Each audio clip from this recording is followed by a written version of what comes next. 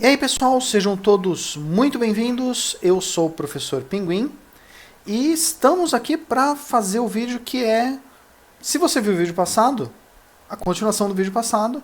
Se você não viu, é um vídeo que se sustenta independente do vídeo passado, dá para ver ele, apreciar ele, você só não vai ver a comparação com o resultado do vídeo passado.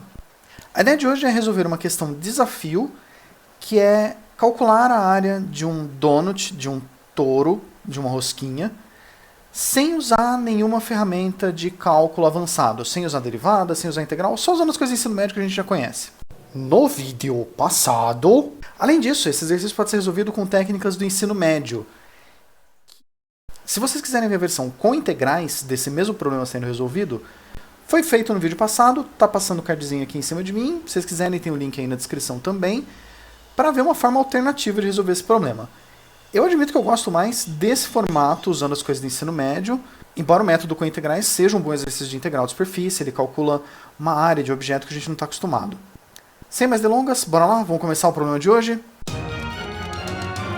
Pois bem, vamos começar essa questão de desafio. O enunciado, bem direto, calcule a área lateral de um touro, que é o nome da forma geométrica do donut, que tem um raio de espessura interna, chamado de raio menor também, Bzinho, e o raio de revolução, raio maior, A, sem usar integrais, que é o charme da questão do desafio, é usar só as coisas de ensino médio. Aqui um desenho só para a gente entender melhor o que é esse tal de A e o que é esse tal de B. Se a gente tem o nosso donut, existe aqui a espessura dele, a parte em que ele é preenchido. Esse raio interno aqui é o nosso Bzinho. E a distância entre o centro desse aqui e o centro do donut é o raio maior, que a gente chama de A. São os nomes das medidas que a gente vai usar. Para resolver esse exercício, a gente tem que saber bem pouca coisa. Primeiro, como calcular a área de um retângulo. É esquisito, mas eu juro que vai fazer sentido. A área de um retângulo é mais vezes a altura. Que é isso? A gente também tem que saber a fórmula do comprimento de uma circunferência. Se você tem um círculo de raio R, o comprimento dele é 2 vezes π vezes esse raio da circunferência. E é isso. Com isso, a gente consegue resolver esse problema. Mas como assim? Vamos resolver. Vai ser divertido. Primeira coisa, se a gente não tem acesso a fórmulas avançadas de calcular área, como integrais, a única ferramenta que a gente tem para calcular áreas de objetos é tentar simplificar isso transformando em um outro objeto que tenha a mesma área, mas seja mais fácil de calcular. Uma ideia para a gente fazer isso seria pegar o nosso touro, nosso donut, e fazer cortes nele na direção do raio maior. Então, se esse aqui é o nosso donut, a gente pode recortar ele em direções radiais, a partir aqui do centro.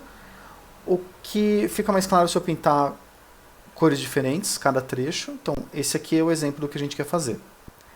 Só que em vez de recortar ele aqui nesse desenho tem 2 pedaços, a gente vai recortar ele em muitos pedaços. E não dá para desenhar tantos pedaços e o desenho fica claro, porque pelo software que eu uso, se você faz muitos desenhos um perto do outro, ele acaba ficando escuro porque ele desenha as linhas mais espessas que o desenho. Mas eu acredito que dê pra ver aí na edição que você tem o donut recortado em vários pedaços.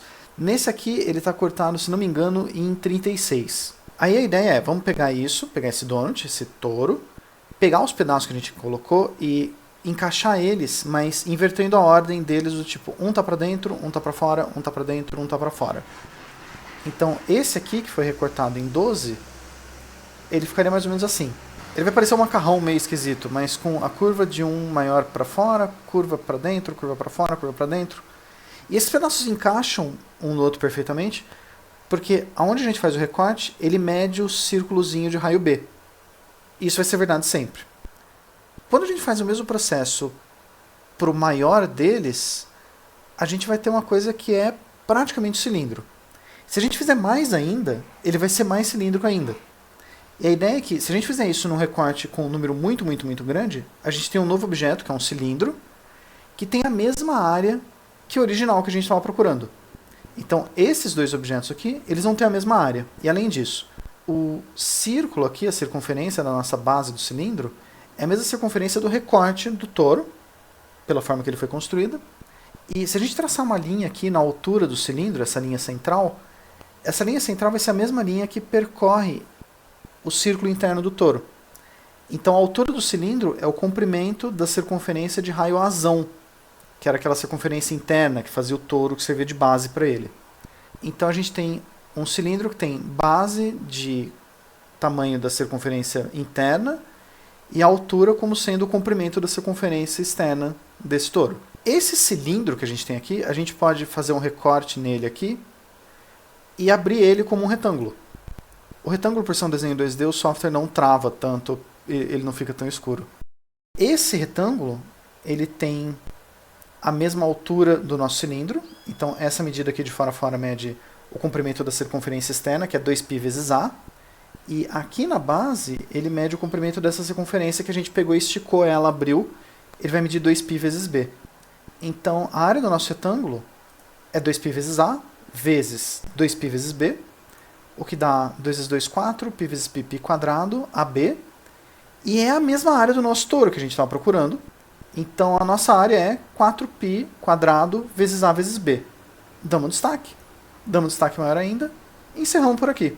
É um exercício bastante interessante, eu gosto bem dessa ideia de pegar uma coisa que não é para calcular, e aí a gente usa uma ideia esperta, nesse caso recortar e embaralhar as peças para encaixar elas, e acaba calculando uma coisa que, a princípio, é garantido que a gente só faria com coisa de faculdade, mas a gente conseguiu fazer só com ferramenta do ensino médio. É um processo bem incomum, fora da caixinha, para a gente pensar, mas eu gosto muito, tanto que quis gravar esse vídeo sobre isso. Espero que vocês tenham gostado, e lembrando vocês que se vocês quiserem deixar algum comentário, alguma sugestão, propor uma questão de desafio, pedir algum tema que ele apareça mais, fica à vontade para deixar algum comentário embaixo, ou se quiser um contato direto comigo, vocês têm esses contatos aqui para entrar em contato comigo. E eu espero poder ver vocês no futuro, em outro vídeo, falando de outro tema, quem sabe com coisas que vocês mesmos sugerirem para mim. Até a próxima, pessoal. Obrigado.